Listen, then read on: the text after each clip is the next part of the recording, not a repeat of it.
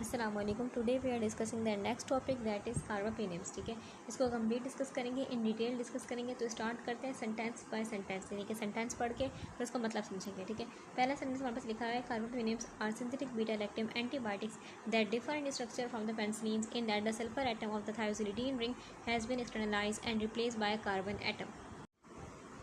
तो हमारे पास कार्बापेनिम्स जो होती है ये सिंथेटिक है। सिंथेटिक मतलब इनको लैब में बनाया गया है। ठीक है, ये मैन मेड होती है, ये नेचुरली नहीं पाई गई, इनको बनाया गया। ठीक है, हमारे पास ये कार्बापेनिम क्या होती है, बीटा लैक्टम एंटीबायोटिक होती है। इनके पास क्या होती है, बीटा लैक्टम रिंग होती है, सेम जैसे हमारे पास पेनिसिलिन के पास थी। ठीक है, तो हमारे पास इनके पास भी क्या होती है, बीटा लैक्टम रिंग होती है। ठीक है, हम पेनिसिलिन को डिस्कस कर चुके हैं ऑलरेडी, डिटेल से डिस्कस कर चुके हैं। ठीक है, तो हम उस पर नहीं जाएंगे, पेनिसिलिन पे हम अपना फोकस कार्बापेनिम पे रखेंगे। ठीक है, तो इसमें क्या होती है, बीटा लैक्टम रिंग होती है। ठीक है, अच्छा, हमारे पास जो कार्बापेनिम होती है वो पेनिसिलिन से काफ़ी हद तक मिलता है। क्या क्या सिमिलरिटीज़ होती हैं हमारे पास, दोनों है बीटा लैक्टम रिंग है।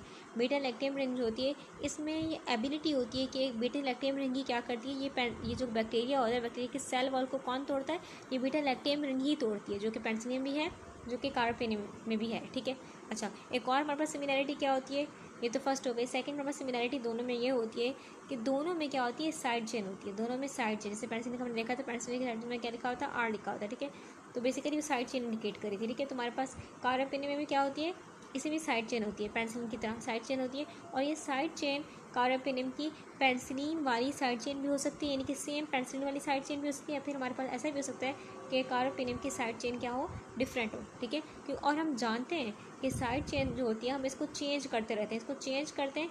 इसी वजह से तो क्या होता है हमारे पास, जैसे पेनिसिलिन की काफ़ी सारी टाइप बन गई थी, बिकॉज ऑफ दिस हमने साइड चेन चेंज की थी। कार्बापेनिम की बहुत सी टाइप बन जाएंगी, बिकॉज कि हम जो कार्बापेनिम है उसकी साइड चेन को क्या करेंगे, साइड चेन को हटा के साइड चेन दूसरी लगा देंगे।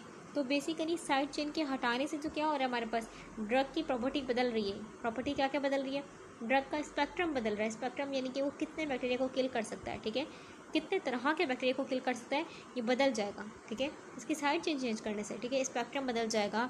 हमारे पास बेसिकली ड्रग का रेजिस्टेंस मिल जाएगा। रेजिस्टेंस यानी कि वो ताकतवर हो जाएगा ड्रग। ठीक है, अगर हम साइड चेन चेंज कर देंगे। ठीक है, सब चीज़ें मतलब हम काफ़ी बोल सकते हैं कि चेंजिंग आ रही है। ठीक है, पूरे ड्रग में चेंजिंग आ रही है, हम साइड चेन को चेंज कर रहे हैं। ठीक है, तो हमारे पास ड्रग क्या बन रही है, ताकतवर बन रही है। ठीक है, तो हमारे पास कार्बापेनिम से पेनिसिलिन मिल रही है, सॉरी पेनिसिलिन से हमारे पास है कार्बापेनिम मिल रही है। ठीक है, एक हमारे पास सिमिलरिटी क्या है कि दोनों में बीटा लैक्टम रिंग है। सेकंड सिमिलरिटी क्या है हमारे पास, कि दोनों में साइड चेन होती है। ठीक है, इसको हमने आर से इंडिकेट किया था पेनिसिलिन के लेक्चर में। ठीक है, तो देख सकते हैं आपको भी दिख रहा है। ठीक है, तो ध्यान में रखनी ये बात, हमारे पेनिसिलिन में क्या थी, सल्फर एटम अटैच था। ठीक है, सल्फर एटम था अंदर रिंग में, थायोसिलिडीन रिंग में। अब कार्बापेनिम को ज़रा देखें, इसमें नाइट्रोजन तो है लेकिन कहीं पर आपको सल्फर दिख रहा है, रिंग में नहीं दिख रहा। फर्स्ट डिफरेंस हमारे पास पेनिसिलिन जो है कार्बापेनिम से अलग है। कार्बापेनिम हम बोल सकते हैं कार्बापेनिम अलग है पेनिसिलिन से, कि कार्बापेनिम में सल्फर नहीं है पेनिसिलिन की तरह रिंग में। ठीक है, एक डिफरेंस ये हो गया। सेकंड डिफरेंस हमारे पास क्या है कि हमारे पास पेनिसिलिन में आपको कहीं दिख रहा है कि इस थायोसिलिडीन रिंग में आपको कहीं बॉन्ड डबल दिख रहा हो, डबल बॉन्ड दिख रहा हो, ऐसा कोई हमें नहीं दिख रहा। ठीक है, रिंग में नहीं दिख रहा। ठीक है, तो हमारे पास कार्बापेनिम में देखें एक बॉन्ड डबल दिख रहा है, आपको डबल बॉन्ड दिख रहा है।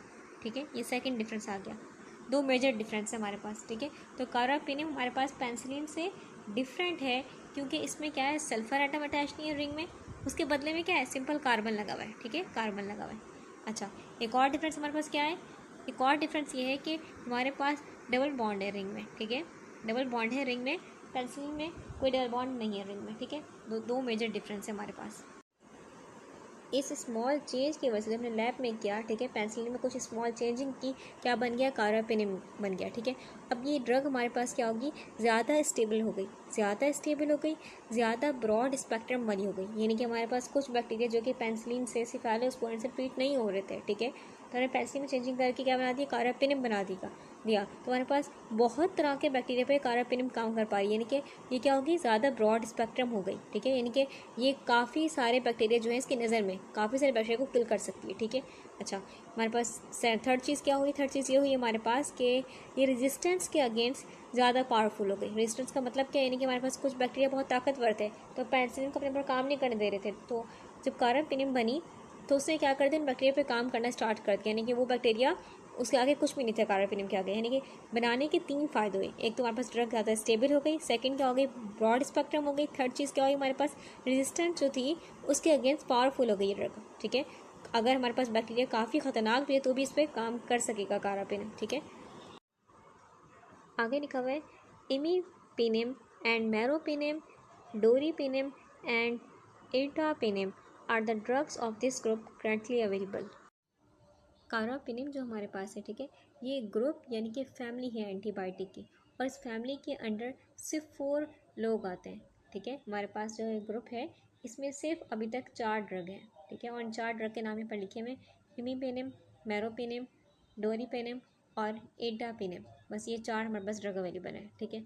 अभी एक सवाल ध्यान में पैदा होता है, देखिए आपने याद रखना है, न ज़्यादा न कम, सिर्फ 4 ड्रग अवेलेबल है, ठीक है। अच्छा, अब एक सवाल क्या पैदा होता है, ये साइन में पैदा होता है हमारे पास कि 4 ड्रग क्यों बनाए गए, ठीक है, हमारे पास। तो इसका जवाब ये है कि हमारे पास जो 4 ड्रग बनाए गए इन सब में डिफरेंस है स्पेक्ट्रम का। स्पेक्ट्रम यानी कि ये किन किन बैक्टीरिया को किल कर सकते हैं। अगर हम बात करें हमारे पास जो इमीपेनम है, ठीक है, ये बहुत ही ब्रॉड स्पेक्ट्रम है। क्या है, ब्रॉड स्पेक्ट्रम, यानी कि बहुत तरह के बैक्टीरिया को किल कर सकती है। अगर बात करें स्पेशली तो स्पेशली ये ग्राम पॉजिटिव के बहुत सारे बैक्टीरिया को किल कर सकती है। और हमारे पास एनारोबीस यानी कि वो बैक्टीरिया जो कि ऑक्सीजन के बगैर ग्रो करते हैं, इनको ऑक्सीजन की नीड नहीं होती, ठीक है, तो उनको किल करने में माहिर है। और ग्राम पॉजिटिव, वैसे इसका जो हमारा बोल सकते हैं कि बहुत ही ब्रॉड स्पेक्ट्रम कार्बापेनियम में हमारे पास, ठीक है। सेकंड हम देखें नंबर में तो हमारे पास आता है मेरोपेनियम जो हमारे पास है, ठीक है, मेरोपेनियम हमारे पास जो है यहाँ लिखा हुआ है, ठीक है। अब ये जो हमारे पास है ये बेसिकली ग्राम नेगेटिव के लिए स्पेशली हम बोल सकते हैं, ग्राम नेगेटिव पे काम करती है। और सीडोमोनास हमारे पास जो बैक्टीरिया है उसको किल करने में माहिर है, ठीक है। अगर हम और देखें आगे चले तो हमें दिख रहा है कि हमारे पास सेकंड है डोरीपेनियम जो हमारे पास है ये किसको किल करने में माहिर है, ये सीडोमोनास जो बैक्टीरिया है उनको किल करने में माहिर है, ठीक है। लेकिन अगर हम एटापेनियम को देखें तो इसका जो स्पेक्ट्रम है यानी कि इसके अंडर बहुत ही कम बैक्टीरिया आते हैं, यानी कि इसका नैरो स्पेक्ट्रम है। हमारे पास ये नैरो स्पेक्ट्रम कार्बापेनियम है, इंट्रापेनियम, ठीक है, याद रखनी ये बात। अच्छा, नैरो स्पेक्ट्रम यानी कि ये बहुत ही कम बैक्टीरिया को किल करता है। अब इसका मतलब ये नहीं है कि गिनती के कुछ बैक्टीरिया हैं, नहीं, इसका मतलब ये नहीं। अच्छा, इसका फ़ायदा क्या है, हमने इसको बनाया ही क्यों जब इसका नैरो स्पेक्ट्रम है। इसका फ़ायदा ये है कि ये इसकी जो हाफ़ लाइफ होती है वो बहुत ही लॉन्ग होती है, यानी कि दिन में सिर्फ एक ही बार इंजेक्शन लगाने की ज़रूरत पड़ेगी, ठीक है, बार बार लगाने की ज़रूरत नहीं पड़ेगी। इसका हाफ़ लाइफ बहुत लॉन्ग होता है, ठीक है।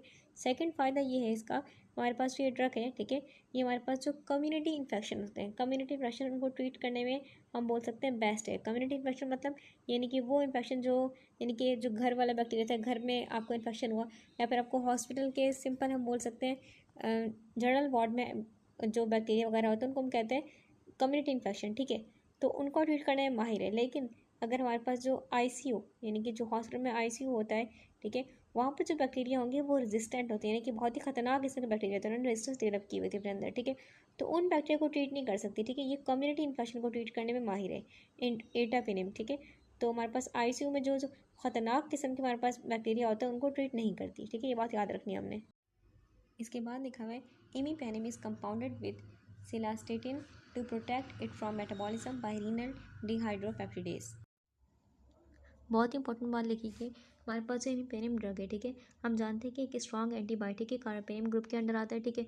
अब इसको हमेशा कंपाउंड करते हैं यानी कि देते हैं इस ड्रग का सिलास्टेटिन ड्रग के साथ, ठीक है। इसका रीज़न ये है कि किडनी में जाके ये हमारे पास जो ड्रग है मसला क्रिएट करता है। क्या मसला क्रिएट करते हैं, एक एंजाइम है किडनी में, इसको हम बोलते हैं DHP1, डिहाइड्रोपेप्टिडेज 1 एंजाइम। अब ये एंजाइम जो होता है हमारे पास DHP1 एंजाइम, डिहाइड्रोपेप्टिडेज एंजाइम, ये एंजाइम एक नॉर्मल प्रोटेक्टिव एंजाइम है, किडनी के अंदर होता है, ठीक है, किडनी के प्रॉक्सिमल ट्यूब्यूल्स में होता है, ठीक है, प्रॉक्सिमल ट्यूब्यूल्स में। इसका काम क्या होता है, इसका काम ये होता है कि प्रोटीन्स हो गए हमारे पास और कुछ पेप्टाइड्स हो गए और कुछ स्पेसिफिक मॉलिक्यूल्स हो गए, उनको स्मॉल स्मॉल पीसेस में कट करता है ताकि वो ईजिली यूरिन के जरिए बॉडी से निकल जाए, ठीक है।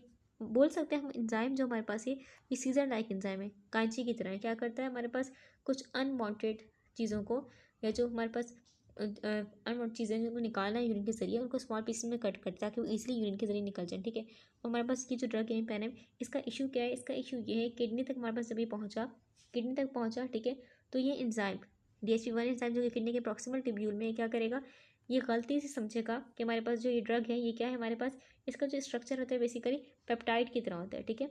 तो ये हम जानते हैं कि पेप्टाइड को क्या करता है, कट करता है स्मॉल पीसेस में, तो ये समझेगा ये पेप्टाइड है, ठीक है, पेप्टाइड नहीं है, ये ड्रग है हमारे पास, हम जानते हैं, ठीक है। ये समझेगा पेप्टाइड क्योंकि इसका स्ट्रक्चर पेप्टाइड की तरह होता है, मिल रहा होता है, ठीक है। तो इसको भी कट करना शुरू कर देगा। जब इसको कट करेगा तो बेसिकली एक ब्रेकडाउन प्रोडक्ट जो बनेगा वो क्या करेगा, हमारे पास बेसिकली किडनी को इरिटेट करेगा, किडनी के सेल्स को इरिटेट करेगा। जो ब्रोकन पीसेस बने वो क्या करेंगे, किडनी के सेल्स को इरिटेट करेंगे, ठीक है, यानी कि नेफ्रोटॉक्सिसिटी करेंगे, नेफ्रोटॉक्सिसिटी, ठीक है, किडनी डैमेज हो जाएगी, ठीक है। एक और चीज़ ये होगी, अभी जो हमारे पास इसने कट किया इसको, अब ये ड्रग इनएक्टिव भी हो गई, एक तो काम भी नहीं करी, ठीक है, वैसे भी इसको निकलना था बॉडी से, लेकिन फिर भी मतलब बोल सकते हैं हमारे पास ये इनएक्टिव हो गई, ठीक है। एक तो काम भी नहीं कर, दूसरा क्या करिए, हमारे पास किडनी के सेल्स को डैमेज करिए, ठीक है। हम ये बात जानते हैं कि इस ड्रग का जो लास्ट स्टेज है वो एक्सक्रीशन है, जो कि किडनी के ज़रिए हो रहा है, ठीक है। तो नॉर्मल जो एक्सक्रीशन होती है हमारे पास, वो नॉर्मल एक्सक्रीशन में क्या होता है कि जो ड्रग होता है वो इंटैक्ट फिल्टर होता है, इंटैक्ट ड्रग फिल्टर होता है, ठीक है। यानी कि जो ड्रग की अपनी वर्किंग शेप थी, असली शेप थी, उसी शक्ल में क्या हो जाएगा, ये फिल्टर हो जाएगा, यूरिन से निकल जाएगा, कोई मसला क्रिएट नहीं होगा। लेकिन ये क्या मसला कर रहा है कि DHP1 जो एंजाइम है इसको तोड़ रहा है, ठीक है। जो टॉक्सिक प्रोडक्ट बन रहा है वो किडनी को डैमेज कर रहा है, एक तो ना काम कर रहा है, एक तो काम भी नहीं कर रहा, ब्रेक डाउन हो गया, ठीक है। दूसरा क्या कर रहा है, वो किडनी को डैमेज कर रहा है, ठीक है। अभी जो स्लास्टोटेन हमारे पास है, इसका काम क्या है, इसका काम ये है कि क्या करेंगे, ये जब देंगे हम इसके साथ, तो ये बेसिकली क्या करेगी, ये ड्रग जाके बॉडी में, किडनी में जो एंजाइम है DHP1 एंजाइम, इसको ब्लॉक कर देगी, ठीक है। इसको ब्लॉक कर देगी यानी कि इसकी एक्टिविटी को ब्लॉक कर देगी। इसकी एक्टिविटी ब्लॉक हो गई, अब जो इमीपेनिम होगा वो सेफ एक्सक्रीशन होगी, यानी कि किडनी से निकल जाएगा सेफ तरीके से। कोई इसके टॉक्सिक ब्रेकडाउन प्रोडक्ट नहीं बन रहे जो कि किडनी को डैमेज कर रहे हैं, किडनी की लाइनिंग को इरिटेट कर रहे हैं, ऐसा कुछ नहीं हो रहा, ठीक है। इसकी सेफ एक्सक्रीशन होगी, बस इसका काम यही होता है, ठीक है। क्या करता है, इस एंजाइम को जाके ब्लॉक करते हैं। एंजाइम है कहाँ, ये एंजाइम है प्रॉक्सिमल ट्यूब्यूल्स में, ठीक है।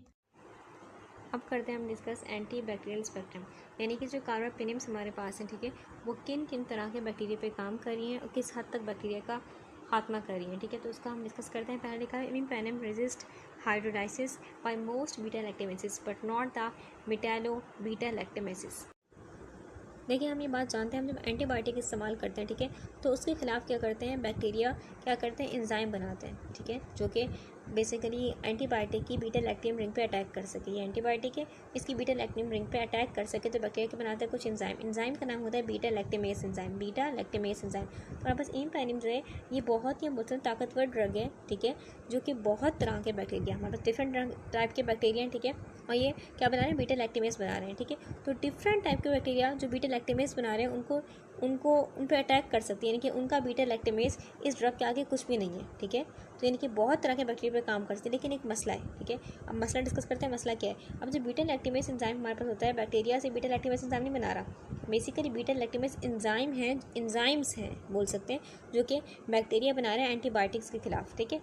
तो हमारे पास बीटा लैक्टेमेस की डिफरेंट टाइप्स हैं, हम इस तरीके से क्लासीफाई कर सकते हैं कि वो किस एंटीबायोटिक पे काम करें। अगर बात करें हम, बैक्टीरिया ने बनाया पेनिसिलिनेस, क्या बनाया, पेनिसिलिनेस, इसका मतलब क्या है हमारे पास कि ये बेसिकली पेनिसिलिन को काम नहीं करने देंगे अपने ऊपर, ठीक है। तो हमने इस तरीके से क्लासीफाई कर दिया। अगर बैक्टीरिया ने बनाया हमारे पास, ये बीटा लैक्टेमेस में शामिल हो रहा है सब कुछ, ठीक है। अच्छा, अगर बैक्टीरिया ने बनाया हमारे पास सिफेलोस्पोरिनेस, सिफेलोस्पोरिनेस, यानी कि अब क्या मतलब हुआ, सिफेलोस्पोरिन काम नहीं कर पा रही है इस पर, ठीक है। अच्छा, अगर बैक्टीरिया ने हमारे पास बनाया, ठीक है, बनाया एक्सटेंडेड स्पेक्ट्रम हमारे पास बीटा लैक्टेमेस ESBL, जिसको पढ़ा था हमने, ठीक है, तो ये बनाया, तो इसका मतलब क्या है, हमारे पास पेनिसिलिनेस, पेनिसिलिन और सिफेलोस्पोरिन दोनों काम नहीं कर पा रही, ठीक है। अच्छा, अब बैक्टीरिया बनाया हमारे पास, कौन में बनाया, कार्बापेनिमेस, ठीक है। अब ये बना दिया, इसका मतलब क्या है, इसका मतलब ये है कार्बापेनिमेस ये बना दिया, इसका मतलब क्या है, कार्बापेनिम काम नहीं कर पाएंगे। अब कार्बापेनिमेस जो होता है बहुत ही स्ट्रॉन्ग एंजाइम है, बहुत ही strong as compare to this all. हमारे पास कार्बापेनिम क्या है, कार्बापेनिमेस बहुत ही स्ट्रॉन्ग एंजाइम है जो कि बैक्टीरिया बनाता है, ठीक है। इसी में ही होता है, इसी कैटेगरी में, यानी कि कार्बापेनिमेस में ही होता है मेटालो बी एंजाइम, ठीक है, मेटालो बीटा लैक्टेमेस को हम बोलते हैं, ठीक है, मेटालो बीटा लैक्टेमेस एंजाइम, ये भी इसी कैटेगरी में आता है, ठीक है। तो हमारे पास जो होता है इमीपेनिम क्या करता है, तो हमारे पास जो इमीपेनिम है, ठीक है, वो इस एंजाइम को डिस्ट्रॉय नहीं कर पाता, ठीक है, यानी कि ताकतवर तो है, बहुत तरह के उस पर काम कर पा रहा है, लेकिन इसको डिस्ट्रॉय नहीं कर पाता, इसके आगे फेल है। अब वही बात याद रखनी है हमने कि हमारे पास जो एंजाइम बना रहे हैं बैक्टीरिया, ठीक है, अब ज़रूरी नहीं हमारे पास कि सिफेलोस्पोरिनेस बनाने से सिफेलोस्पोरिन सारी फेल हो जाएंगी, या फिर हमारे पास पेनिसिलिनेस बनाने सारी पेनिसिलिन फेल हो गई, ऐसा नहीं होगा। ये डिपेंड करता है कि एंजाइम जो बनाया बैक्टीरिया ने एंजाइम, ठीक है, वो कितनी ताकतवर है, अगर पेनिसिलिनेज बनाया कम ताकत वाला तो पेनिसिलिन काम करेंगे उस पर, ठीक है। अगर हमारे पास पेनिसिलिनेज बनाया ताकत वाला, बहुत ताकत वाला एंजाइम बनाया तो पेनिसिलिन फेल होगी, ठीक है। डिपेंड करता है हमारे पास जो एंजाइम बनाया गया, बैक्टीरियन एंजाइम बनाए, वो एंजाइम कितना पोटेंशियल रखता है, कितनी ताकत रखता है, ठीक है। तो आई थिंक ये क्लियर होगा। आगे चलते हैं, आगे लिखा हुआ है this drug place a role in empiric therapy because it is active against beta lactamase producing gram positive and gram negative organism anaerobes and P. aeruginosa. Although other Pseudomonas strains are resistant, and resistant strains of P. aeruginosa have been reported to arise during therapy. ये कहा जा रहा है हमारे पास कि जो इम्यूपेनिम होती है, ठीक है, इसका बहुत बड़ा रोल है एम्पेरिक थेरेपी में। अब क्या मतलब होता है एम्पेरिक थेरेपी का? एम्पेरिक थेरेपी कहते हैं कि जब मरीज़ को इन्फेक्शन हो बैक्टीरिया से, लेकिन पता नहीं है कि किस एग्जैक्ट बैक्टीरिया का नाम नहीं पता है कि किस बैक्टीरिया से, तो क्या करते हैं, ब्रॉड स्पेक्ट्रम एंटीबायोटिक्स यूज़ करते हैं। ब्रॉड स्पेक्ट्रम यानी कि वो एंटीबायोटिक जो बहुत तरह के बैक्टीरिया को किल कर सके, ठीक है। जब ये देंगे तो फॉर एग्जाम्पल हमारे पास कि कोई बैक्टीरिया हमारे पास है, ठीक है, बॉडी में है, ठीक है, तो आपने क्या उसकी ब्रॉड स्पेक्ट्रम यूज़ की, ठीक है, तो उसी ये ब्रॉड स्पेक्ट्रम एंटीबायोटिक क्या करेगी, उस बैक्टीरिया को किल कर देगी। यानी कि इसका मकसद ये होता है कि बहुत तरह के बैक्टीरिया जो कि बॉडी में हैं, ठीक है, उनको किल करना, ठीक है, ताकि हमारे पास जो इन्फेक्शन हो जल्द से जल्द ट्रीट हो सके, ठीक है। अच्छा, तो हमारे पास सवाल ये जहन में पैदा होता है कि यहाँ इम्यूपेनिम के बारे में बात की जा रही है, तो जो कारापेनिम के हमारे पास हमने क्लास पढ़े हैं कारापेनिम के, उसमें 4 ड्रग थे, ठीक है। तो हमारे पास क्या सिर्फ उन 4 ड्रग में से बस यही एम्पेरिक थेरेपी में यूज़ करते हैं, यानी कि क्या सिर्फ यही ब्रॉड स्पेक्ट्रम एंटीबायोटिक ही? नहीं, ऐसी बात नहीं है। हमारे पास बेसिकली कारापेनिम ड्रग में क्लास में जो 4 ड्रग्स आ रही हैं वो चारों की चारों ही क्या है, ब्रॉड स्पेक्ट्रम एंटीबायोटिक है। लेकिन जिक्र इसका करते हैं क्योंकि ये यानी कि फर्स्ट टाइम डिस्कवर होती है, ठीक है। कारापेनिम में जो फर्स्ट ड्रग हमारे पास है इम्पेनिम है, ठीक है, ये फर्स्ट हमारे पास ड्रग है, इसलिए इसको एज ए रिप्रेजेंटेटिव इस्तेमाल करते हैं और इसी का जिक्र करते हैं, ठीक है। बेसिकली ये सारी ड्रग्स को रिप्रेजेंट करिए। हमारे पास चारों ड्रग हमारे पास जो इस क्लास में आ रही हैं, चारों ही ड्रग क्या है हमारे पास, ये ब्रॉड स्पेक्ट्रम एंटीबायोटिक्स कहलाती हैं। तो हमारे पास इम्पेनिम ड्रग है, ठीक है, ये बेसिकली बात की ब्रॉड स्पेक्ट्रम एंटीबायोटिक है। इस क्लास की सारी ड्रग्स ही ब्रॉड स्पेक्ट्रम एंटीबायोटिक्स कहलाती हैं, ठीक है। तो अगर हम इसको देखें तो ये ग्राम पॉजिटिव, ग्राम नेगेटिव और एनारोबीस तीनों पे काम करती है। ग्राम पॉजिटिव में बात करें तो स्ट्रेप्टोकोकस, स्टेफाइलोकोकस हो गया हमारे पास। ग्राम नेगेटिव की बात करें तो हमारे पास हो गया ई कोली हो गया, क्लैप्सिला हो गया। एनारोबीस की बात करें तो हमारे पास हो गया बैक्टीरियोट्स फ्रेजिल हो गया, ठीक है। यानी कि ये मशहूर एग्जाम्पल्स हैं। तो हमारे पास बहुत तरह के बैक्टीरिया पे काम करती है, ठीक है। अगर हम बात करें, हमारे पास दूसरी थी हमारे पास जो मेरोपेनिम थी, ठीक है, यहाँ पर लिखे मैं नाम, ठीक है। मेरोपेनिम हमारे पास जो थी ये किस पे काम करती है, स्पेशली ग्राम नेगेटिव पे काम करती है, स्पेशली ग्राम नेगेटिव पे, ठीक है। सीडोमोनास पे काम करती है, ठीक है। अब मेनिंजाइटिस में यूज़ करते हैं इसको, मेनिंजाइटिस में यूज़ करते हैं जब हमारे पास बेसिकली ब्रेन की जो लेयर्स हैं, स्पाइनल कॉर्ड की जो लेयर्स हैं, वो अगर डैमेज हो जाए तो उनमें यूज़ करते हैं इसको, इस ड्रग को। तो अगर हम बात करें एटापेनम की, ठीक है, तो ये जो ड्रग हमारे पास है, ठीक है, ये बहुत तरह के ग्राम पॉजिटिव बैक्टीरिया को और एनारोबीस बैक्टीरिया को क्या करिए, कवर करिए। लेकिन सीडोमोनास जो बैक्टीरिया उन पर इसकी कवरेज बहुत ही, बोल सकते हैं इसकी ग्रिप वीक है, ठीक है। लेकिन अगर हम बात करें डोरीपेनम की तो ये बहुत तरह के ग्राम नेगेटिव बैक्टीरिया और बेसिकली सीडोमोनास बैक्टीरिया, ठीक है, उस पर इसकी ग्रिप स्ट्रॉन्ग है, ठीक है। इस पर ये इतनी ग्रिप स्ट्रॉन्ग नहीं थी सीडोमोनास बैक्टीरिया पे इसकी, ठीक है, लेकिन इसकी स्ट्रॉन्ग है, ठीक है। तो हमने याद रखना है चारों ही हमारे पास ड्रग क्या है, ब्रॉड स्पेक्ट्रम एंटीबायोटिक है, लेकिन हर किसी की स्पेशलाइजेशन अलग है थोड़ी सी, ठीक है। यानी कि कोई ड्रग हमारे पास किस पे अच्छे से काम कर रहा है और कोई ड्रग किस पे अच्छे से काम कर रहा है, तो वो बात अलग है, ठीक है। बाकी मतलब चारों ही हमारे पास ब्रॉड स्पेक्ट्रम एंटीबायोटिक्स हैं। तो हमारे पास जो इम्पेनिम ड्रग है, यानी कि चारों ही पढ़ा हमने कि चारों ही ब्रॉड स्पेक्ट्रम एंटीबायोटिक हैं, ठीक है। तो ये बहुत तरह के बैक्टीरिया जो कि बना रहे हैं बीटा लैक्टेमेस एंजाइम और किसी एंटीबायोटिक अपने पर काम नहीं करने दे रहे। पेनिसिलिन हो गई, सिफाइलोस्पोरिन हो गई, सब फेल हो रही है इस बैक्टीरिया के आगे, क्योंकि बैक्टीरिया क्या रेजिस्टेंट बैक्टीरिया, जिद्दी बैक्टीरिया, इसने कुछ एंजाइम बना लिए, ठीक है। तो हमारे पास लेकिन जो इस क्लास की ड्रग्स हैं, ठीक है, ये बहुत ही इफेक्टिव हैं, ये काम कर लेंगी इस पर आराम से, ठीक है। लेकिन ऐसा नहीं है हमारे पास सारे बैक्टीरिया पे काम कर जाएंगी, ठीक है, क्योंकि हमारे पास कुछ खतरनाक किस्म के एंजाइम अगर बैक्टीरिया ने बना ली तो ये ड्रग काम नहीं कर पाएंगी, ठीक है। बात करें कौन से एंजाइम पढ़ चुके हैं, अभी पढ़ा है हमने कि कौन से एंजाइम कारापेनिमेज बना दिया। अगर कारापेनिमेज में क्या होता है, मेटालोबिलैक्टेमेज है, ठीक है। मेटालोबिलैक्टेमेज बना दिया तो हमारे पास इस जो क्लास में सारी ड्रग्स आ रही हैं, 4 ड्रग, ये सारी क्या हो जाएंगी, फेल हो जाएंगी, काम नहीं कर पाएंगी सही से, ठीक है। बहुत ही खतरनाक किस्म का एंजाइम है, बैक्टीरिया ने बना लिया तो हमारे पास काम नहीं कर पाएंगे। लेकिन बहुत तरह के रेजिस्टेंट बैक्टीरिया पे काम कर लेती हैं। अगर कारापेनिमेज बना लिया तो मसला हो जाएगा, ठीक है। तो हमारे पास सीडोमोनास अरबुलोसिस जो बैक्टीरिया हमारे पास है, ठीक है, ग्राम नेगेटिव बैक्टीरिया, और ये डेंजरस किस्म के इन्फेक्शन कॉज करते हैं, जैसे कि हमारे पास बेसिकली बहुत सारे इन्फेक्शन है जो कि इसकी वजह से हो रहे हैं, ठीक है, एक ख़तरनाक किस्म का बैक्टीरिया, ठीक है। अच्छा, हमारे पास इस बैक्टीरिया की स्पेशलिटी ये है कि ये बहुत जल्दी अडेप्ट कर लेते हैं और म्यूटेट कर सकता है खुद को, ठीक है। जैसे कि हम बात करें कुछ बैक्टीरिया हमारे पास जो सीडोमोनास अरबुलोसा का जो स्ट्रेन है, यानी कि कुछ वर्जन ऐसा है जो कि पहले से ही क्या है, रेजिस्टेंट है, यानी कि पहले से ही इम्पेनिम को अपने पर काम नहीं करने देगा, लेकिन कुछ हमारे पास होता है वो रेजिस्टेंट नहीं होता, ठीक है। ट्रीटमेंट स्टार्ट हुआ, इम्पेनिम देना स्टार्ट किया, ठीक है, हमारे पास वो ट्रीटमेंट के दौरान ही क्या कर लेगा, अपने जीन्स को म्यूटेट कर लेगा, जीन्स को म्यूटेट कर लेगा। एक वक्त आएगा हमारे पास ट्रीटमेंट चल रहा होगा लेकिन ये इस पर असर नहीं कर रहा होगा इस बैक्टीरिया पर, ठीक है। तो ये बैक्टीरिया क्या करते हैं, ट्रीटमेंट के दौरान ही इम्पेनिम के ख़िलाफ़ क्या कर लेंगे, अपने जीन्स को म्यूटेट कर लेते हैं। कुछ वर्जन इसके ऐसे होते हैं जो पहले से ही म्यूटेट होते हैं, ठीक है, वो स्टार्टिंग में ही काम नहीं करने देंगे इम्पेनिम को अपने पर, लेकिन कुछ होते हैं वो म्यूटेट नहीं होते, वो ट्रीटमेंट के दौरान क्या करते हैं, अपने जीन को म्यूटेट करते हैं, ठीक है। तो अगर ऐसी सूरत हाल हो गई हमारे पास कि इम्पेनिम काम नहीं कर पा रहा, तो डोरीपेनम और मेरोपेनम उसको यूज़ करते हैं, ठीक है। तो बेसिकली हमारे पास ये जो होती है इनकी एक्टिविटी थोड़ी अच्छी है, सीडोमोनास अरबुलोसा के, ये इनकी एक्टिविटी थोड़ी अच्छी है, ठीक है। अच्छा, तो हमारे पास लेकिन ऐसी बात नहीं है कि हमारे पास जो इम्पेनिम है, ठीक है, बेसिकली वो सिर्फ इस पर काम नहीं कर पाए, कुछ और बैक्टीरिया हमारे पास है, जैसे कि हमारे पास हो गया वो बैक्टीरिया जिन्होंने मेटालोबील एक्टिवेस बना लिया, एंजाइम बना लिया, ठीक है, जैसे बात की हमने, उन पर भी काम नहीं कर पाएंगी, ठीक है। और हमारे पास दूसरा है मिथेन सेंसिटिव स्टेफाइलोकोकस ओरिस बैक्टीरिया हो गया हमारे पास, और भी कई किस्म के बैक्टीरिया जिन पे ये काम नहीं कर पाती, ठीक है। वो डिपेंड करता है कि वो जो बैक्टीरिया एंजाइम बना रहा है वो कितना ताकतवर है, ठीक है। अगेन, तो अगर ताकतवर एंजाइम होगा तो हमारे पास ये ड्रग काम नहीं कर पाएंगी, ठीक है। आगे चले, आगे क्या लिखा है हमारे पास, लिखा है meropenem and doripenem have antibacterial activity similar to that of imipenem. तो हमारे पास जो मेरोपेनम है और डोरीपेनम है, ये दोनों भी, यानी कि इन दोनों का जो एंटीबैक्टीरियल स्पेक्ट्रम है, यानी कि कितने बैक्टीरिया पे काम करती हैं, वो सेम हमारे पास इम्पेनम की तरह है, इम्पेनम की तरह, ठीक है। जैसे कि ये काम करती है gram positive pay, gram negative पे और कुछ एनारोबिस बैक्टीरिया पे, ठीक है। तो ये भी इस तरीके से ही काम करती हैं, इतने ही बैक्टीरिया पे काम करती हैं, ठीक है।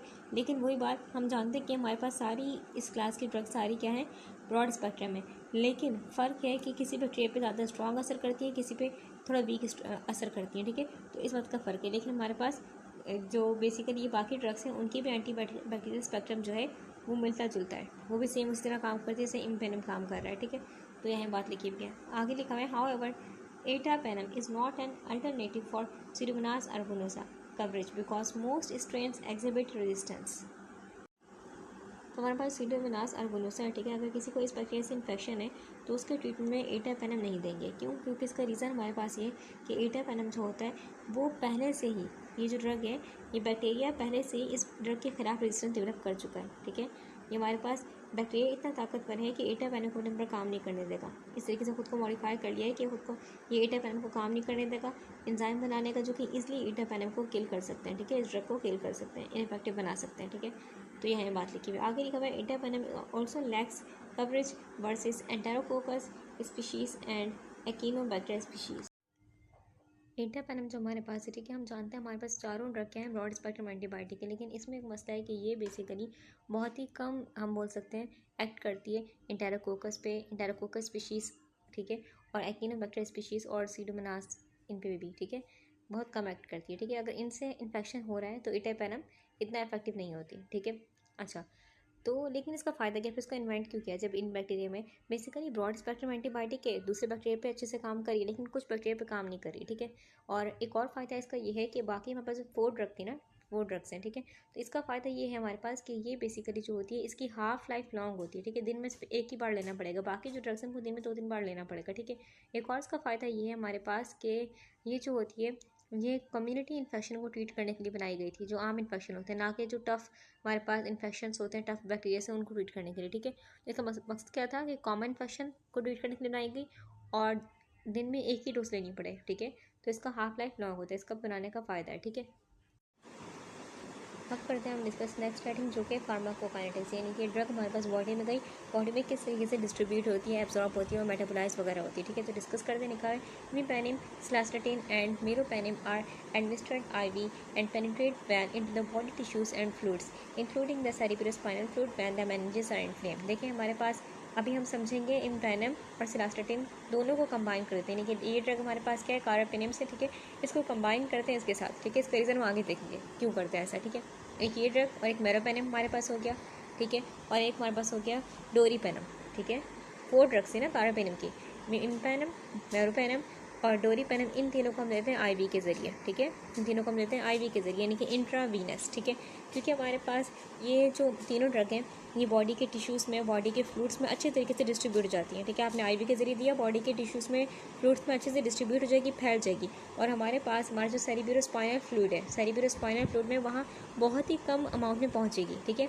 अगर मेनिंजेस नहीं है, यानी कि हमारे पास ब्रेन की लेयर्स वगैरह सूजी भी नहीं है, इन्फ्लेम नहीं है, तो वहाँ बहुत ही कम क्वांटिटी में पहुँचेगी, जो कि बिल्कुल क्लिनिकल यूज़ ना होने के बराबर है। लेकिन अगर हमारे पास क्या है, मेनिंजाइटिस है, यानी कि इन्फ्लेम है लेयर्स, ठीक है, सूजन है, तो हमारे पास ये जो दवाइयाँ हमारे पास तीनों ड्रग ये अच्छी क्वांटिटी में पहुंच जाएगी सेरिब्रोस्पाइनल फ्लूइड में, यानी कि उसको ट्रीट करेंगी, उस मेनिंजाइटिस को ट्रीट करेंगी, ठीक है। क्योंकि हमारे पास ब्लड ब्रेन बैरियर होता है, ठीक है, तो इस ईजिली नहीं पहुंच पाती। अगर इन्फ्लेम होगा तो पहुंच पाएगी, ठीक है। बहुत ही कम क्वांटिटी में पैसे पहुंच रही थी, अगर इन्फ्लेम होगा तो अच्छी खासी क्वांटिटी में पहुंचेगी, ठीक है। अगर हम देखें इसके दूसरी तरफ देखें, हमारे पास एक एटापेनम ड्रग रह गया, ठीक है। एटापेनम ड्रग को देखें तो वो जो होता है हमारे पास, इसको हम आईवी के जरिए भी, आईएम के जरिए भी, यानी कि इंट्रावीनस एंड इंट्रामस्कुलर दोनों तरीकों से दे सकते हैं, ठीक है। और हमारे पास ये जो ड्रग है ये सेरिब्रोस्पाइनल फ्लूइड में, ठीक है, बहुत, ये बिल्कुल भी नहीं जाता, बिल्कुल भी नहीं जाएगा, ठीक है। अगर मेनिंजाइटिस नहीं है, अगर लेयर्स इन्फ्लेम नहीं है, तो ये बिल्कुल भी नहीं जाएगा सेरिब्रोस्पाइनल फ्लूइड में। ये तीनों जा रही है हमारे पास लेस क्वांटिटी में, ये बिल्कुल भी नहीं जाएगा, ठीक है। अगर हमारे पास इन्फ्लेम्ड है, ठीक है, अब क्या हमारे पास इन्फ्लेम्ड है, मेनिंजाइटिस है, तो एटापेनम दे दिया गया, ठीक है। एटापेनम बहुत ही कम जाएगा, इन्फ्लेम्ड है, ठीक है, ये तो अच्छी खासी जा रही थी ड्रग तीनों, ठीक है, ये बहुत ही लेस जाएगा, इतना लेस जाएगा कि क्लिनिकल यूज़ ना होने के बराबर है, यानी कि बहुत ही कम क्वांटिटी में जा रहा, कोई फ़ायदा ही नहीं हो रहा, ठीक है। तो हमारे पास एटापेनम जो होती है ये सेरिब्रोस्पाइनल फ्लूइड में नहीं जाती, ओके। तो हमारे पास ये एक इंपॉर्टेंट पॉइंट आ गया यहाँ पर। They are excreted by glomerular filtration. तो हमारे पास जो किडनी होती है, किडनी ड्रग और वेस्ट को निकालने के लिए यूजुअली 3 तरीके अख्तियार करती है। एक होता है ग्लोमेरुलर फिल्ट्रेशन, एक होता है ट्यूबुलर सिक्रीशन, एक होता है ट्यूबुलर रीअब्जॉर्प्शन, ठीक है। तो इस केस में देखें तो हमारे पास कार्बापेनिम जो होती है यूजुअली ग्लोमेरुलर फिल्ट्रेशन का वाला रूट अख्तियार करती हैं। इसमें होता क्या है, बेसिकली हमारे पास ग्लोमेरुलस जो होता है, किडनी में एक फिल्टर होता है, इसको हम कहते हैं ग्लोमेरुलस, जो कि नेफ्रॉन में होता है। ग्लोमेरुलस होता है, ठीक है, हमारे पास फिर ट्यूब्यूल्स वगैरह होती हैं, ठीक है। तो होता है क्या, हमारे पास ये फिल्टर जो होता है ग्लोमेरुलस का फिल्टर, ये क्या करता है, खून से स्मॉल मॉलिक्यूल्स वगैरह, टॉक्सिन्स हो गए, कुछ वेस्ट प्रोडक्ट्स हो गए, उनको क्या करता है, उनको यूरिन के लिए बॉडी से, खून से निकाल देगा, ठीक है। तो बेसिकली ये वाला रूट इख्तियार करते हैं हमारे पास कार्बापेनिम, ठीक है, इसलिए हम कहते हैं ग्लोमेरुलस फिल्ट्रेशन, ठीक है। आगे लिखा है imipenem undergoes cleavage by dehydropeptidase found in the brush border of the proximal renal tubule. तो हमारे पास जो इम्पेनम होता है ये तोड़ दिया जाता है, कौन तोड़ देता है इसको, इसको एक एंजाइम है डिहाइड्रोपेप्टिडेज, ठीक है, ये तोड़ देता है। ये एंजाइम होता है, ये एंजाइम होता है किडनी के प्रॉक्सिमल ट्यूब्यूल में। नेफ्रॉन में बात करें, नेफ्रॉन में कहाँ है, प्रॉक्सिमल ट्यूब्यूल में हमारे पास ये एंजाइम है, ठीक है। अच्छा, अब हमारे पास ये एंजाइम लिखा हुआ है found in the brush border of proximal renal tubule. Brush border मतलब, ब्रश बॉर्डर का मतलब होता है हमारे पास, ये बात हो रही है, छोटी छोटी माइक्रोविलाई होती है प्रॉक्सिमल ट्यूब्यूल में, क्या है, छोटी छोटी माइक्रो विलाई हैं जो कि क्या करी हैं, जो कि एब्जॉर्प्शन में, चीज़ों के ऑब्जर्प्शन में, और बेसिकली एंजाइम के हम बोल सकते हैं हाउस है, ठीक है, यहाँ एंजाइम है और ये एब्जॉर्प्शन में हेल्प कर रही थी माइक्रोविलाई, तो उन्हीं को हम कह रहे हैं ब्रश वाटर। तो यहाँ पर हमारे पास क्या होती है, यहाँ पर एंजाइम होता है डिहाइड्रोपेप्टिडेज, ये क्या करता है, ये इम्पेनिम को ब्रेक डाउन कर देता है, तोड़ देता है।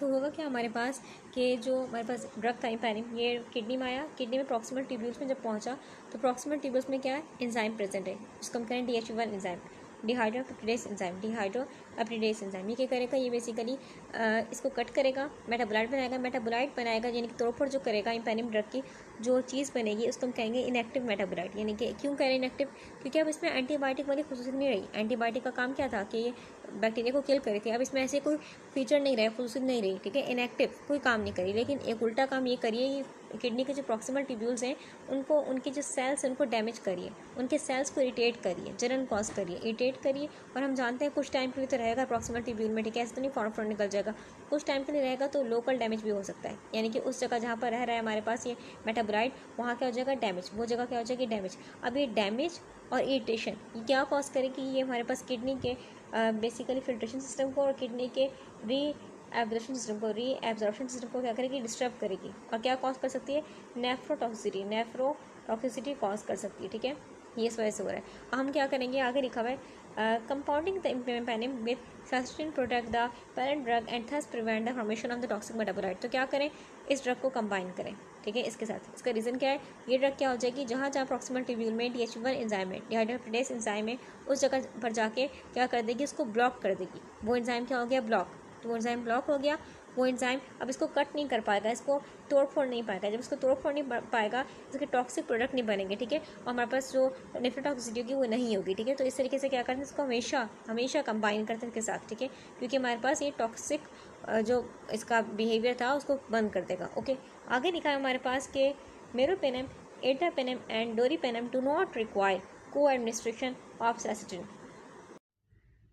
देखिए हमारे पास जो DHP एंजाइम, डिहाइड्रोपेप्टाइडेज एंजाइम था, वो पेनिम को तोड़ रहा था। इसका रीज़न ये था हमारे पास कि जो DHP1 एंजाइम है बेसिकली इसको समझता है पेप्टाइड, क्योंकि इसका स्ट्रक्चर होता है पेप्टाइड की तरह, ठीक है। DHP1 एंजाइम जो होता है पेप्टाइड को तोड़ता है, ठीक है। अच्छा, हमारे पास जो मेरोपेनम हो गया, एटापेनम हो गया, डोरीपेनम, इनका जो स्ट्रक्चर है मॉडिफाइड है, पेप्टाइड लाइक नहीं है। तो इस वजह से DHP जो हमारे पास एंजाइम है प्रॉक्सिमल ट्यूब्यूल में, इनको बिल्कुल भी नहीं छेड़ता, यानी कि इनको मेटाबोलाइट नहीं बनाता, इनका इनएक्टिव मेटाबोलाइट नहीं बनाता, ठीक है। तो ये बात यहाँ पर लिखी हुई है, ठीक है। तो इसलिए इनके साथ सिलास्टेटिन देने को, सिलास्टेटिन जो ड्रग है उसको देने की ज़रूरत नहीं है, ठीक है। एटापेनम कैन बी एडमिनिस्ट्रेड IV और IM इंजेक्शन वंस डेली।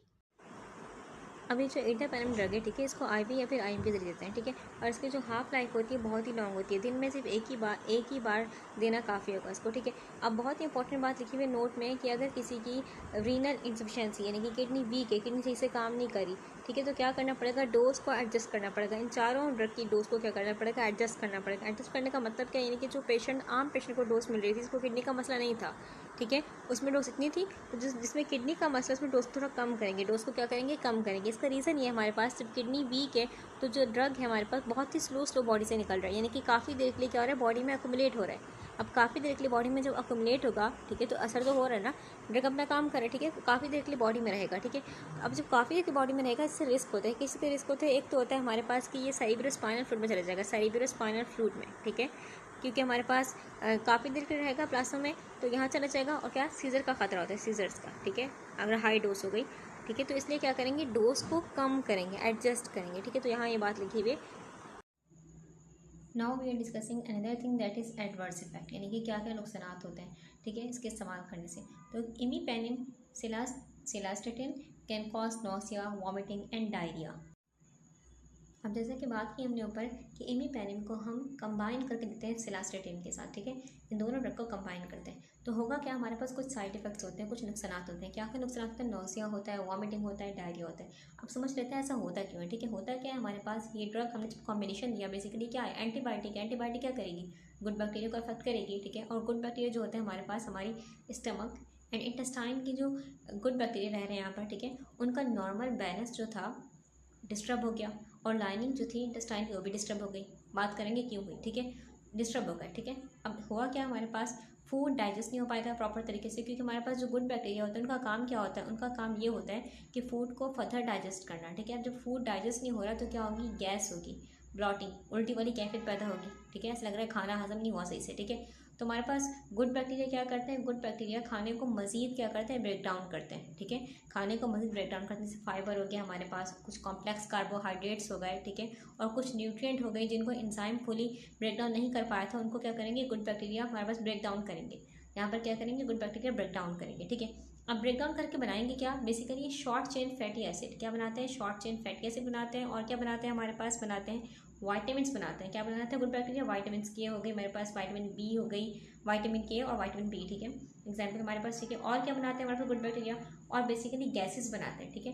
तब इनका इतना सारा काम है कि फूड को फर्दर ब्रेक डाउन कर रहे हैं। अब जब इनका बैलेंस ही डिस्टर्ब हो गया, हमारे पास खाना सही से हजम नहीं हो पाएगा। जब खाना सही से हजम नहीं हो पाया तो हमारे पास जो इंटेस्टाइन की लाइनिंग है इरिटेट हो रही है, इरिटेट हो रही है, नॉसिया वॉमिटिंग आएगी। क्यों हो रही है, हमारे पास गुड बैक्टीरिया का नॉर्मल बैलेंस डिस्टर्ब हो गया, हमारे पास बैक्टीरिया टॉक्सिन वगैरह रिलीज कर रहे हैं, हमारे पास इंटेस्टाइन की लाइनिंग क्या हो रही है, इरिटेट हो रही है, ठीक है। दैट्स वाई हम फील करते हैं नॉसिया या वॉमिटिंग वगैरह फील आती है, ठीक है। नॉसिया मतलब वॉमिटिंग फील करें, वॉमिटिंग मतलब वॉमिटिंग हमें हो गई, ठीक है। अच्छा, उल्टी यानी कि आ गई, ठीक है।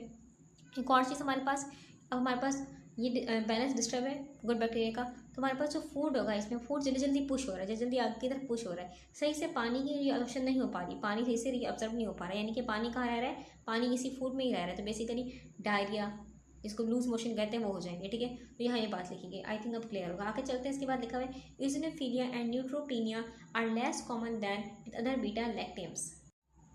इसको समझने के लिए पहले हमें एक चीज़ क्लियर करनी होगी कि हमारे पास जो वाइट ब्लड सेल्स होते हैं बेसिकली, ठीक है, वाइट ब्लड सेल्स, इनको हम इम्यून सेल्स भी कहते हैं। क्या कहते हैं? Immune cells. ठीक है, इम्यून सिस्टम यानी कि बॉडी का दिफाई निज़ाम, तो बॉडी के दिफाई निज़ाम में ही ये सेल आते हैं वाइट ब्लड सेल्स। ठीक है, अच्छा, वाइट ब्लड सेल का काम क्या होता है? इनका काम ये होता है कि बॉडी को इन्फेक्शन से बचाना, बॉडी को डिसीज़ से बचाना, बीमारियों से बचाना। अब इसकी टाइप्स होती हैं, क्या होती हैं? टाइप्स होती हैं वाइट ब्लड सेल की। ठीक है, हमारे पास एक होता है इओसिनोफिलिया, इओसिनोफिल, बेसोफिल, न्यूट्रोफिल। ठीक है, टाइप्स होती हैं हमारे पास। ठीक है, हमारे पास जो न्यूट्रोफिल होती है, ठीक है, बहुत ही कॉमन टाइप है। न्यूट्रोफिल क्या है हमारे पास? न्यूट्रोफिल।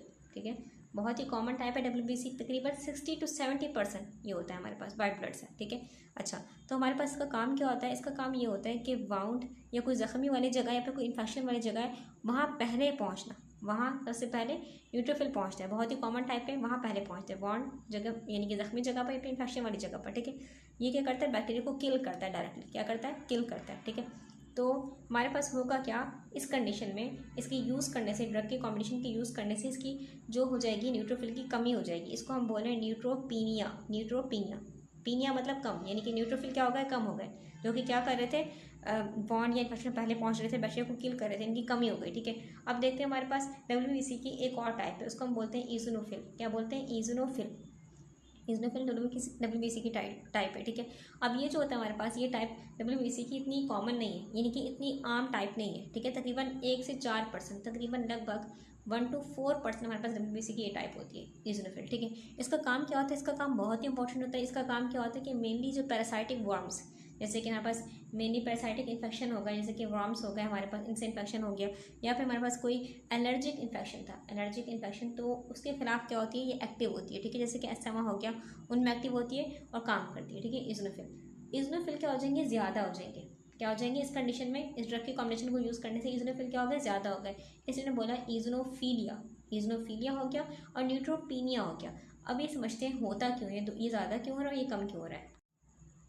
पहले हम ये क्लियर करते हैं हमारे पास जो इओसिनोफिलिया है वो हो कैसे रहा है, हो क्यों रहा है। देखिए, आपने कोई एंटीबायोटिक ली, पेनिसिलिन ली, सिफालोस्पोरिन ली, तो बॉडी क्या करती है? नॉर्मली बॉडी कोई उसको हार्मफुल नहीं समझेगी अपने लिए, और ना ही उसके खिलाफ एंटीबॉडी बनाएगी, ना इसके खिलाफ कोई रिएक्शन करेगी। लेकिन कभी कभी क्या होता है, बॉडी उसको हार्मफुल समझ रही है, यानी कि क्या बनाएगी? इओसिनोफिल बनाएगी। इओसिनोफिल बनाएगी यानी कि हल्के फुल्के बना रही है, हल्का फुल्का हार्मफुल समझ रही है, तो क्या हम बोलेंगे? माइल्ड एलर्जी बोलेंगे। क्या बोलेंगे? Mild allergy. लेकिन बॉडी ने इसको अपने खिलाफ ज़्यादा हार्मफुल समझ लिया, ज़्यादा इओसिनोफिल बनाएगी, तो क्या हम बोलेंगे? Strong allergy. ठीक है, तो हर केस में डिफरेंट होता है कि किसी पर्सन की बॉडी में इम्यून सिस्टम इतना एक्टिवेट नहीं हो रहा है इस ड्रग को लेके, लेकिन किसी में एक्टिवेट हो रहा है हल्का फुल्का, किसी ज़्यादा एक्टिवेट हो रहा है, तो डिपेंड करता है। ठीक है, तो इसलिए क्या हो जाएगा हमारे पास? इओसिनोफिलिया हो जाएगा। ठीक है, अच्छा, और हमारे पास एक और कंडीशन भी होती है इन दोनों के ड्रग के कॉम्बिनेशन को यूज़ करने से, कि बोन मैरो की और सप्रेशन हो रही है, बोन मैरो सप्रेशन, इसलिए हम कहें न्यूट्रोपीनिया। ठीक है, डिस्कस करते हैं क्या मतलब बोन मैरो सप्रेशन का, यानी कि हमारे बोन मैरो में सेल बन रहे हैं, हम जानते हैं बोन मैरो से सब सेल निकल रहे हैं। ठीक है, WBC हो, वाइट ब्लड सेल्स हो, हर सेल बोन मैरो से प्रोड्यूस हो रहा है। ठीक है, तो हमारे पास ये क्या हो जाएगी? सप्रेस हो जाएगी, इसका काम हल्का पड़ जाएगा। ठीक है, और हमारे पास हर एंटीबायोटिक का जो हम बोल सकते हैं इफेक्ट अलग होता है। कोई एंटीबायोटिक जो होती है हमारे पास, वो कुछ सिलेक्टिव हमारे पास ब्लड सेल्स पे असर डालती है, और कुछ होती है पूरे खून के सेल, जैसे कि वाइट ब्लड सेल हो गया, RBC हो गया, जितने भी खून के सेल हैं उन सबको सप्रेस कर देगी। ठीक है, और कुछ एंटीबायोटिक क्या करती हैं? सिलेक्टिव सेल्स को क्या करती हैं? सप्रेस करती है। अगर हम बात करें इस ड्रग की कॉम्बिनेशन की, तो बेसिकली हमारे पास, ठीक है, ये जो में, ठीक है, ये किस पे असर डाल रही है? ये वाइट ब्लड सेल की टाइप जो कि न्यूट्रोफिल है, न्यूट्रोफिल उस पर असर डालेगी। क्या कर देगी? असर डालेगी, यानी कि ये क्या होंगे? कम प्रोड्यूस होंगे। ठीक है, तो हर एंटीबायोटिक का अलग इफेक्ट होता है। ठीक है, इसमें इन जब रिसर्च किए पता चला हमारे पास इसका असर क्या है कि वाइट ब्लड सेल की टाइप न्यूट्रोफिल पे असर डालेगी, उसको सप्रेस कर देगी, उसकी क्वांटिटी क्या हो जाएगी? कम हो जाएगी। ठीक है, अच्छा, अगर फॉर एग्जाम्पल हमारे पास एक एंटीबायोटिक है, कोई दवाई है जो कि पूरे खून के सेल्स को क्या करिए? सप्रेस करिए, उनको सारे खून के सेल्स को कम करिए, यानी कि बोन मैरो का हम बोल सकते हैं कि बोन मैरो की एक्टिविटी स्लो करिए। ठीक है, तो क्या होगा? ये कंडीशन बहुत ही रेयर होती है, उसको हम बोलते हैं पैनसाइटोपीनिया। पैनसाइटोपीनिया यानी कि पूरी हमारे पास बोन मैरो की जो वर्किंग थी लो हो गई, अब खून के सेल्स बहुत ही कम बन रहे हैं, पैनसाइटोपीनिया कहलाती है। ठीक है, ये कंडीशन बहुत ही रेयर है। ठीक है, ऐसा नहीं होता अक्सर, अक्सर जो होता है सिलेक्टिव सेल्स पे असर डालती है एंटीबायोटिक। ओके, या कोई भी दवाई। आगे चलते हैं, आगे क्या लिखा है हमारे पास? तो हमने एक चीज़ जहन में रखनी है कि दूसरी एंटीबायोटिक जैसे कि पेनिसिलिन हो गया, सिफेलोस्पोरिन हो गया, ठीक है, हमारे पास ये इम्यून सिस्टम में यानी कि बॉडी के दिफाई निज़ाम में क्या करती हैं, ज़्यादा एनर्जी क्रिएशन कॉज करती हैं, ठीक है। और ईजनोफीलिया हमारे पास और न्यूट्रोपीनिया का चांस ज़्यादा होता है, यानी कि वो ज़्यादा हद तक क्या कर सकती है, हमारे पास बोन मैरो में जो न्यूट्रोफिल की वो हो रही है, आप बोल सकते हैं पैदाइश हो रही है, उसको ज़्यादा डिप्रेस कर सकती हैं, ठीक है, दूसरी एंटीबायोटिक्स। लेकिन हमने जब रिसर्च की इमिपेनिम में देखा गया ये चांस बहुत ही कम है बिकॉज ऑफ दिस स्ट्रक्चर, यानी कि इस ड्रग का स्ट्रक्चर इस तरीके से डिज़ाइन किया गया है कि ये बहुत ही कम असर डालती है, यानी कि बोन मैरो सप्रेसिव बहुत कम कर रही है और ईजनोफीलिया भी मतलब यानी कि इसके जो साइड इफेक्ट्स हैं बहुत ही कम है, ठीक है, हम बोल सकते हैं, ठीक है। और ये यानी कि बोल सकते हैं कि इसका इम्यून सिस्टम इंटरेक्शन, ठीक है, डिफरेंट है as compare to other drugs. इसका इम्यून सिस्टम इंटरेक्शन बहुत ही डिफरेंट है, बहुत ही कम हार्मफुल इफेक्ट दे रही है हमें, ठीक है। तो अब फिर इसके बाद आगे चलते हैं, आई थिंक ये क्लियर होगा सेंटेंस। इसके बाद आगे लिखा हुआ है high levels of imipenem may provoke seizures but meropenem is possibly less likely to do so. बहुत ही इंपॉर्टेंट बात लिखी गई है हमारे पास कि इन दो ड्रग का कॉम्बिनेशन यूज़ करें तो क्या करें, डोज को एडजस्ट करें। जिन पेशेंट में किडनी फेल है, किडनी फेलियर है, रीनल फेलियर है, ठीक है, डोज को क्या करें, एडजस्ट करें। डोज एडजस्ट करने का मतलब क्या है, इसका मतलब ये है कि जो आम पेशेंट जिसको किडनी का मसला नहीं था उसकी जो डोज थी उसके मुकाबले में क्या करें, थोड़ी डोज कम करें, उसको कहते हैं डोज एडजस्टमेंट। क्या कहते हैं, डोज एडजस्टमेंट। अब ये बात सिर्फ इन दो ड्रग के लिए नहीं है, जितने भी कार्बापेनिम्स 4 ड्रग पड़े थे ना, हमने 4 ड्रग्स हैं, ठीक है, कार्बापेनिम में, तो उन सब में क्या करेंगे, अगर किडनी का मसला है किसी मरीज में तो क्या करेंगे, डोज को कम करेंगे। आम डोज के मुकाबले में क्या करेंगे, डोज को कम करेंगे। क्यों, क्योंकि इससे बोल सकते हैं टॉक्सिसिटी रिस्क बढ़ जाएगा। अगर डोज वही होगी, ठीक है, तो हमारे पास किडनी डैमेज, एक तो किडनी डैमेज ऊपर से, ठीक है, सही से काम नहीं करी तो क्या हो जाएगा, टॉक्सिसिटी का रिस्क बढ़ जाएगा, ठीक है। आप समझते हैं ऐसा होता क्या है, ऐसा होता क्यों है। हमारे पास होता क्या है, कार्बापेनिम जो हमारे पास होते हैं, ठीक है, इनकी 90% से ज़्यादा, 90% ज़्यादा, जैसे कि इमिपेनिम की बात करें, इसकी 90% से ज़्यादा जो बेसिकली एक्सक्रीशन हो रही है, बॉडी से निकल रहा है, वो किसके जरिए निकल रहा है, किडनी के जरिए निकल रहा है, यानी कि थ्रू यूरिन निकल रहा है, यूरिन के जरिए बॉडी से निकल रहा है, ठीक है। अब होगा क्या, अगर किडनी सही से काम नहीं करी, होता है कि हमारे पास जो ग्लोमेरुलर यानी कि नेफ्रॉन में, बड़ा में नेफ्रॉन ऐसा होता है, ठीक है, किडनी में, तो जो ग्लोमेरुलर हमारे पास फिल्ट्रेशन रेट है, ठीक है, वो लेस जाएगा, कम हो जाएगा। जब ग्लोमेरुलर फिल्ट्रेशन रेट कम हो गया, यानी कि जो चीज़ें यूरिन के साथ निकलनी, जो चीज़ें यूरिन के साथ निकलनी चाहिए थी यहाँ पर, ठीक है, वो सही से निकल नहीं पा रही, किडनी क्योंकि कमज़ोर है, सही से निकल नहीं पा रही, और बस खून में ही प्लाज्मा में क्या हो जाएगा, प्लाज्मा में ड्रग की कंसंट्रेशन हाई हो जाएगी, ठीक है, स्लो निकल रहा है, स्लो निकल रहा है ड्रग, तो क्या हो जाएगी, प्लाज्मा में ड्रग की कंसंट्रेशन हाई हो जाएगी, ठीक है। अब जब ये हाई होगी प्लाज्मा में ड्रग की कंसंट्रेशन, तो कहाँ चली जाएगी, ये चली जाएगी हमारे पास खून में जमा हो गई ना, अभी कहाँ चली जाएगी, हमारे पास सेंट्रल नर्वस सिस्टम यानी कि दिमाग तक पहुँच जाएगी। अगर ये दिमाग तक पहुँच गई तो क्या करेगी, दिमाग में जाके जो गाबा रिसेप्टर्स हैं, दिमाग में हमारे पास क्या है, गाबा रिसेप्टर क्या करते हैं, गाबा रिसेप्टर बेसिकली एक इनहिबिटरी न्यूरोट्रांसमीटर है, यानी कि ब्रेन को शांत रखते हैं, काल्म रखते हैं, ठीक है, यानी कि ब्रेन को ओवर एक्टिविटी से बचाते हैं, ठीक है। अगर हमारे पास ये ड्रग यहाँ चली गई, खून में जमा हो गई, यहाँ चली गई और ब्रेन में जाके गाबा रिसेप्टर को क्या कर दिया, ब्लॉक कर दिया। जब ये हमारे पास गाबा रिसेप्टर ब्लॉक हो गए तो क्या हो जाएगा, हमारे पास जो दिमाग की ओवर एक्टिविटी थी, ठीक है, ये शांत रख रहा था दिमाग को, अब शांत नहीं है दिमाग, ओवर एक्टिव है, यानी कि सीजर, झटकियाँ पड़ना शुरू हो जाएंगे, ठीक है, जिसको हम बोलते हैं झटके या मिर्गी बोलते हैं, ठीक है, तो वो होना शुरू हो जाएगा, ठीक है। इसलिए क्या कर दिया, गाबा रिसेप्टर को ब्लॉक कर दिया। अच्छा, अब ये बात आई थिंक क्लियर हो गई है कि हमारे पास क्या हमारे पास खून में क्या होगी, कंसंट्रेशन हाई होगी, ठीक है। इसलिए क्या करते हैं, आम डोज के मुकाबले में थोड़ा कम देंगे ताकि टॉक्सिसिटी का रिस्क कम हो, ठीक है। और एक और बात हमारे पास लिखी हुई है कि जो इमिपेनिम होता है, ठीक है, इसमें जो सीजर का रिस्क होता है ज़्यादा होता है एज़ कम्पेयर टू मेरोपेनिम। इसमें क्या होता है, सीजर का रिस्क यानी कि ड्रग कॉम्बिनेशन और गाबा रिसेप्टर तक पहुंचने का जो रिस्क होता है वो बहुत ही कम होता है, क्योंकि इसका इंटरेक्शन गाबा रिसेप्टर से इतना स्ट्रांग नहीं है, यानी कि दिमाग तक नहीं पहुंच सकती, बहुत ही कम पहुंचेगी, बहुत ही कम गाबा रिसेप्टर को क्या करेगी, छेड़ेगी, वहाँ पर जाके काम करेगी, बहुत ही लेस, ठीक है। इसमें रिस्क बहुत ही कम होता है, इसमें रिस्क हमारे पास ज़्यादा होता है, ठीक है, एज़ कम्पेयर अगर हम बात करें पूरी कार्बापेनिम्स की, ठीक है। लेकिन हमारे पास जो पेनिसिलिन हो गया, सिफेलोस्पोरिन हो गया, वो नहीं, ऐसा नहीं है कि वो नहीं ऐसा काम नहीं करी, सीजर को नहीं कर सकती, सीजर नहीं आएगा उनको यूज़ करने से, सीजर हो सकता है उनको भी यूज़ करने से, लेकिन अगर उनकी क्वांटिटी क्या होगी, पेनिसिलिन सिफेलोस्पोरिन की क्वांटिटी अगर हाई है, ठीक है, अगर ड्रग की क्वांटिटी हाई होगी तो उसमें टॉक्सिसिटी का रिस्क होता है, लेकिन इसमें क्या है, पेनिसिलिन में ये रिस्क ज़्यादा है, ठीक है। अच्छा, तो हमारे पास चारों ड्रग, ठीक है, कार्बापेनिम्स की चारों ड्रग क्या कर सकती है, हमारे पास किडनी को डैमेज कर सकती है, ठीक है, किडनी हमारे पास किडनी अगर डैमेज है तो चारों में ही क्या करेंगे, हम चारों में ही डोज को एडजस्ट करेंगे, लेकिन ज़्यादा खसूसियत इसमें लिखी हुई है, यानी कि स्पेशली इसको वो किया गया, हाईलाइट किया गया। इसका रीज़न ये है कि हमारे पास ये बेसिकली जब किडनी से निकलती है तो इसकी एंजाइमेटिक डिग्रेडेशन होती है, इसको एंजाइम तोड़ते हैं तो बेसिकली एक ब्रेकडाउन बनता है, एक प्रोडक्ट बनता है। वो प्रोडक्ट क्या करता है, किडनी को डैमेज करता है। क्या करता है, किडनी को डैमेज, यानी कि हमारे पास ये किडनी को डैमेज भी करता है। और अगर हमारे पास ऊपर से किडनी वीक है तो एक तो किडनी डैमेज भी हो रही है, ऊपर से हमारे पास ड्रग अकोमुलेट हो रहा है बॉडी में, ठीक है। तो ये खतरनाक होता है, ठीक है। बाकी हमारे पास जो है किडनी को डैमेज नहीं कर रहे, अगर ज़्यादा वही बात, अगर किडनी वीक है तो ये क्या करेंगे, खून में एक्यूमुलेट होंगे, वहाँ जाके दिमाग तक पहुँच जाएंगे, ठीक है। दिमाग पर असर करेंगे, काबा रिसेप्टर को ब्लॉक कर देंगे, सब कुछ, ठीक है। लेकिन ये क्या करता है, ये किडनी को डैमेज भी करता है, ठीक है। तो इसलिए इसको हाईलाइट किया गया है। आगे लिखा है इसके बाद, doripenem has not demonstrated any potential to cause seizure in animal studies. Doripenem को जब टेस्ट किया गया एनिमल्स पर तो पता चला हमारे पास सीजर यानी कि मिर्गी का जो इफेक्ट है बिल्कुल 0% चांस है, ऐसा होता ही नहीं बिल्कुल। यानी कि ये दिमाग के गाबा रिसेप्टर को बिल्कुल भी ब्लॉक नहीं करता, ठीक है। एनिमल्स पर स्टडी जब की गई, जब ह्यूमंस में ट्रायल की गए तो पता चला हमारे पास, यानी कि जितनी भी स्टडीज़ ब्रॉड रिसर्चेस हुई हैं ह्यूमंस में इस ड्रग के बारे में, ठीक है। तो जो डेटा है, डेटा बहुत ही लिमिटेड है, इसलिए बिल्कुल अभी तक श्योरिटी नहीं है, श्योरिटी तक नहीं कह सकते कि हमारे पास मिर्गी का चांस हमारे पास ह्यूमंस में भी क्या है, इस ड्रग को यूज़ करें तो बहुत ही जीरो है, ऐसी बात नहीं कह सकते, ठीक है। क्योंकि अभी और रिसर्चेस बाकी है, ठीक है। क्योंकि हमारे पास एनिमल्स और ह्यूमंस का रिस्पॉन्स अलग हो सकता है, इसलिए हम श्योरिटी के साथ नहीं कह सकते ये बात, ठीक है। अच्छा, तो याद रखना है हमने कि इसका जो इफेक्ट है बिल्कुल जीरो इफेक्ट है एनिमल्स पर, सीजर को बिल्कुल इफेक्ट जीरो होता है, ठीक है। अच्छा, क्योंकि गाबा रिसेप्टर को ब्लॉक नहीं करता। हमारे पास जो इमिपेनिम है, ठीक है, जैसे बात की हमने, इमिपेनिम जो हमारे पास है, ठीक है, इसमें सीजर का चांस ज़्यादा है, ठीक है। अच्छा, लेकिन हम बात करें हमारे पास मेरीपेनिम जो थी हमारे पास, उसमें जो है उसका स्ट्रक्चर इस तरीके से मॉडिफाई किया गया है कि वो जो गाबा रिसेप्टर थे ब्रेन में उसको बिल्कुल हल्का सा ब्लॉक कर दिया, यानी कि साइड इफेक्ट ना होने के बराबर, सीजर ना होने के बराबर है, बहुत ही हल्का सा इफेक्ट करेगी, ठीक है। अगर हो भी गई हमारे पास खून में अकोमुलेट, किडनी फेल थी, किडनी वीक थी, खून में अकोमुलेट हो भी गई तो दिमाग तक बहुत ही कम, जो दिमाग में गाबा रिसेप्टर था उसको बहुत ही कम ब्लॉक करेगी, ठीक है, मेरीपेनिम, ठीक है। एक और हमारे पास सी डोरी, ठीक है, यहाँ लिखा गया है, इसका भी इफेक्ट हमारे पास एनिमल में जीरो है, लेकिन ह्यूमंस में भी श्योर नहीं है, ठीक है। तो इसका भी इफेक्ट हम बोल सकते हैं कि बहुत ही कम गाबा रिसेप्टर को क्या करेगी, ब्लॉक करती, ठीक है।